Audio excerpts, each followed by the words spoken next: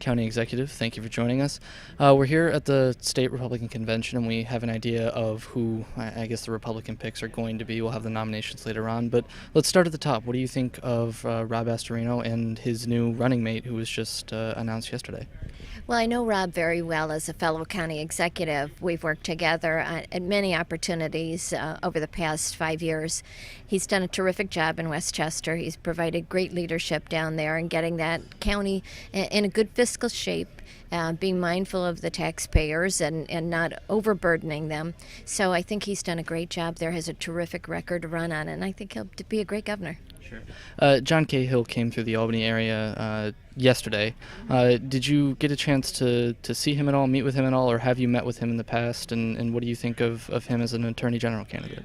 Well, I met John several years ago when I worked down in the New York State Senate, and he was very, very smart. He was always somebody that would be turned to get information. Of course, he rose through the ranks under Governor Pataki, became the commissioner of the Environmental Conservation Department, and did a fabulous job there. So he's got a good head on his shoulders.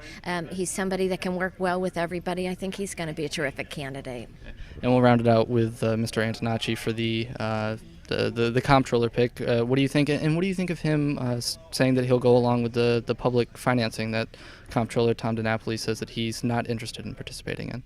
Well, the public financing is very interesting, particularly upstate. I think we're a little more cautious about that whole arena, not having experienced it as have New York City residents. So it's going to take a lot of selling upstate for people to buy into, I believe. So we'll see how the experiment goes. But I'm glad that he stepped forward to take on the current comptroller.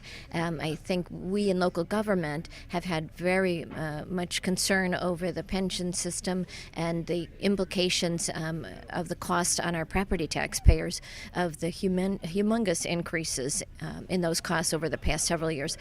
So we're interested to see, what it is that he might do that would improve the return on the pension fund so that there's more stability and we can provide some relief to our property taxpayers.